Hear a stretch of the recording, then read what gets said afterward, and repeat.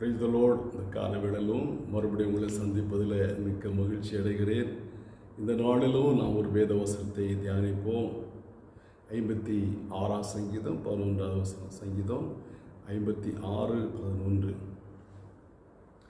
தேவனை நம்பியிருக்கிறேன், நான் பயப்படேன், மனுஷன் எனக்கு என்ன செய்வான். இந்த வசனத்தில், இந்த சங்கீதத்தில் தாவீது சொல்லும்போது, தேவனை நம்பி இருக்கிறேன், நான் பயப்படேன், மனுஷன் எனக்கு என்ன செய்வான் என்று சொல்லுகிறார். பொதுவாக சில மனிதர்கள் விதமாக சொல்வார்கள், எனக்கு அந்த அமைச்சரை தெரியும், இந்த மினிஸ்டர் தெரியும், இந்த பெரிய மனிதனை தெரியும், இந்த நீதிபதியை தெரியும், அந்த வழக்கறிஞரை தெரியும், என்னுடைய வழக்குகளை அந்த வழக்கறிஞர் சரியான பாதையில் கொண்டு போவார், எனக்கு அந்த நம்பிக்கை இருக்கிறபடினாலே நான் பயப்பட வேண்டியதில்லை, என்னை அந்த வழக்கறிஞர் இந்த குறிப்பிட்ட வழக்கிலிருந்து என்னை காப்பாற்றி விடுவார், எப்படியாகிலும் என்னை தப்பித்து விடுவார் என்று சிலர் சொல்லுவார்கள். அதே போல அந்த வரிசையில் தாவீது சொல்லுகிறாரு, நான் தேவனை நம்பி இருக்கிறேன், ஆகையால் நான் பயப்பட மாட்டேன், மனுஷன் எனக்கு என்ன செய்வான்.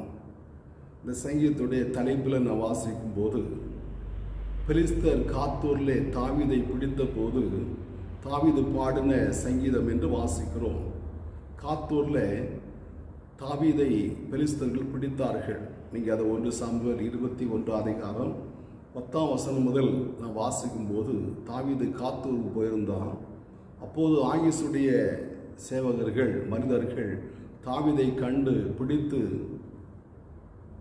சவுல் கொன்றது 1000, தாவீது கொன்றது 10000 என்று இவனை குறித்தான் பாடினார்கள், இவனை கொலை செய்ய வேண்டும் என்று சொல்லி எத்தனித்து ஆகீஸ் இடத்துல இவனை அழைத்து கொண்டு போனார்கள்.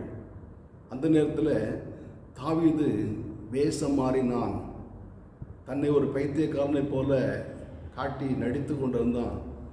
உடனே ஆகீஸ் ராஜா, என்னிடத்தில் பைத்தியக்காரர்கள் குறைவாக இருக்கிறார்களா, இவன் இடத்துல வரலாமா, இவனை ஏன் கொண்டு வந்தீர்கள் என்று சொல்லி அவனை, தாவீதை ஆகீசு துரத்தி விட்டான் என்று வாசிக்கிறோம். பாருங்க, ஆகீஸ் ஒரு பெலிஸ்தர் ராஜா, தாவீது பெலிஸ்தரை கொன்றான். தாவீது அந்த சேனை கோலியாத்தை முறியடித்தான். இஸ்ரேல் ஒரு பெரிய ரட்சிப்பை உண்டு பண்ணினான். காரணம், கர்த்தரை அந்த தாவீதை நம்பியிருந்தபடினாலே அந்த நம்பிக்கை தாவீதை ஒரு நாள் வெட்கப்படுத்தவில்லை. இந்த ஆகீசு நிச்சயமாகவே தாவீதை கொலை செய்திருக்க வேண்டும். காரணம், அவன் ஒரு பெலிஸ்தருடைய எதிரி தான் தாவீது. ஆனால் தாவீது கர்த்தரை நம்பியிருந்தபடினாலே அந்த ஆகீசுடைய கண்களில் தயவு கிடைக்கவில்லை. ஆகீசுடைய கண்களுக்கு இவன் ஒரு பைத்தியக்காரனை போல காட்சியளித்தான்.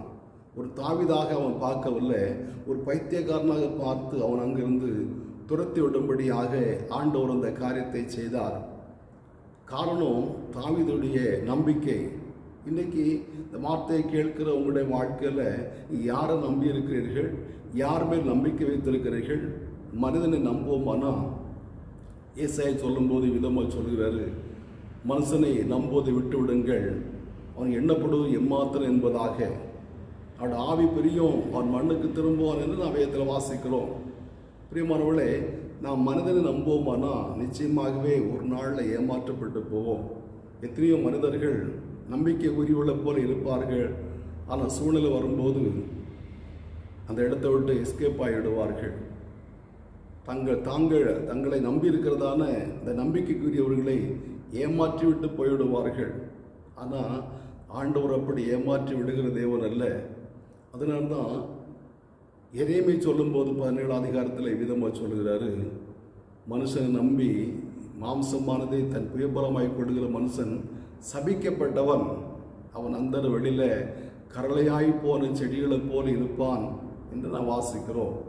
அதே எரேமியா சொல்லும்போது, கர்த்தர் மேல் நம்பிக்கை வைத்து கர்த்தரையே தன் புகலிடமாய் கொள்ளுகிற மனுஷன் பாக்கியவான், அவன் நீர்க்கால்களின் ஓரமாய் நடப்பட்ட மரத்தை போல உஷ்ணம் வருகிறதை அறியாமல் கோடை காலத்திலும் தப்பாமல் கனி கொடுக்கிற மரத்தை போல இருப்பான். அவனுடைய இலை உதறுவதில்லை, அவன் செழிப்பாக இருப்பான் என்றெல்லாம் எரேமியா 17 அதிகாரத்தில் எரேமியா சொல்லுகிறார். அப்போ கர்த்தர் மேல் நம்பிக்கை வைக்கிற ஒரு மனிதனுடைய வாழ்க்கை மிகுந்த செழிப்புள்ளதாய் காணப்படும், மிகுந்த ஆசீர்வாதம் உள்ளதாய் காணப்படும். எரேமியா சொல்லும்போது உஷ்ணம் வருகிறதை அறியாமல் வருத்தமின்றி தப்பாமல் கனி கொடுக்கிற மரத்தை போல் இருப்பான் என்று நான் வாசிக்கிறோம். அப்போ கர்த்தரை நம்பி இருக்கிற மனுஷனுக்கு உஷ்ணம் வருகிறதை அறியாமல் இலை பச்சையாக இருக்கிற மரத்தை போல அவருடைய வாழ்க்கை செழிப்புள்ளதாய் காணப்படும். ஆண்டவர் நம்பியிருக்கிற மனிதனுக்கு எதை பற்றியும் கவலைப்பட வேண்டியதில்லை,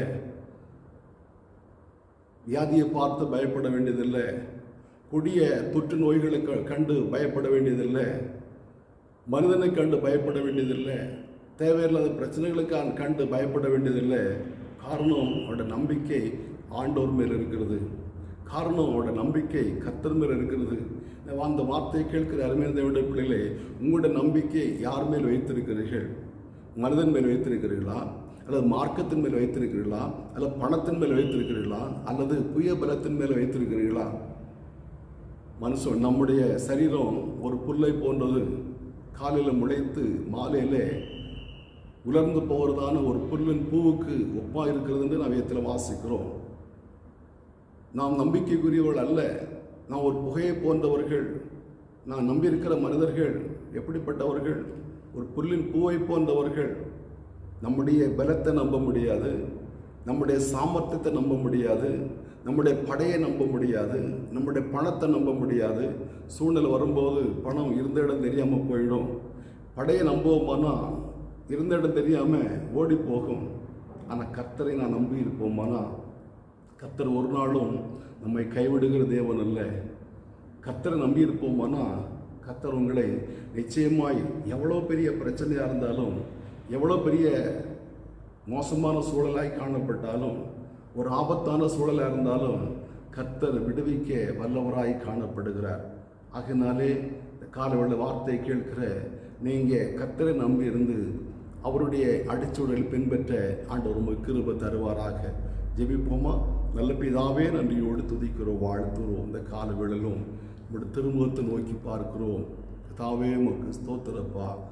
தாவீது சொல்லுகிறார், தேவனை நம்பி இருக்கிறேன், நான் பயப்படேன். மனுஷன் எனக்கு என்ன செய்வான்? இந்த ஆகிசேன் எனக்கு என்ன செய்வான்? இந்த பிலிஸ்தன் எனக்கு என்ன செய்வான்? நான் கர்த்தரை நம்பி இருக்கிறேன் என்று தைரியமாய் சொல்லுகிறாரப்பா. எங்கள் வாழ்க்கையிலும் கூட நாங்கள் ஆண்டவர் உண்மை நம்பி இருக்கும்போது எங்களை சூழ்ந்திருக்கிற பிரச்சனைகள், எங்களை நெருங்கி வருகிறதான மோசமான சூழல்கள் எங்களை ஒன்றுமே பண்ண முடியாது. உண்மையை நம்பி இருக்கக்கூடிய கிருபைகளை ஆண்டவர் உங்களை தர வேண்டும் என்று ஜெபிக்கிறோம். இந்த காலவேளையில் இந்த வார்த்தையை கேட்ட உடைய பிள்ளைகளை அந்த பாதையில் நடத்துவீராக. ஆண்டவர் உங்களுடைய திட்டப்படி தீர்மானத்தின்படி அவளை நடத்த வேண்டும் என்று ஜெபிக்கிறோம். உண்மையில் நம்பிக்கை வைக்கக்கூடிய கிருபைகளை ஆண்டவர் தருவீராக.